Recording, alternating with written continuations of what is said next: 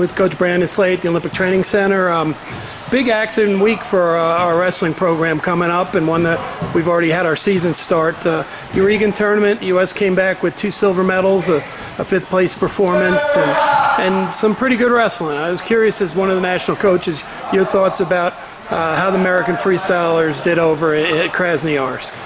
Well, the Yarygin tournament is predominantly, arguably, the toughest tournament in the world. Some say even more tough than the World Championships. But I think for our guys to bring home 2 medals is, it's a good thing. We never just get joyous about silvers, right, yeah, per se. But I think in one of the toughest tournaments in the world, to bring home a couple medals is a good thing. I know for a guy like Brent Metcalf, who desires to win that tournament really bad, to not bring home the gold again is something I'm sure that frustrates him, and has his goals set big time for the future to go back and win that tournament. And I think for Andrew Howe, right? It's not that we forgot about Andrew Howe, but just hasn't wrestled maybe in a lot of tournaments lately.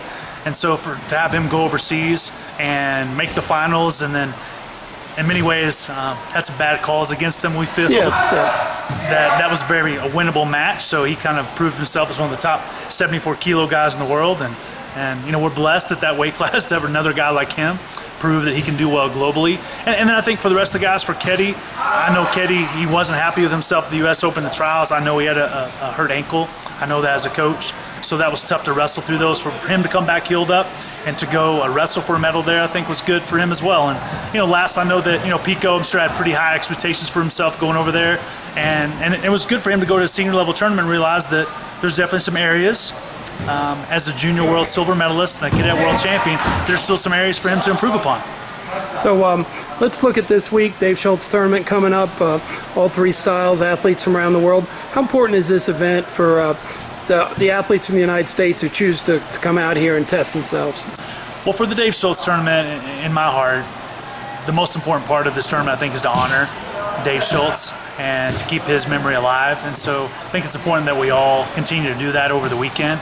But when it comes down to the grit and wrestling out there on the mat, I think it's important for our wrestlers from around the country to come, because we do have guys from Kazakhstan and Japan and Russia and Argentina and India coming from all around the world to wrestle here. And so for a lot of our American guys to get that international feel is important, and then have a chance to wrestle some of the other best Americans is good experience for them. I know for some of my guys here at the training center, some 18, 19-year-olds that I have who haven't received a lot of international exposure yet, this is going to be a great opportunity for them to wrestle a guy from Japan or India or Kazakhstan.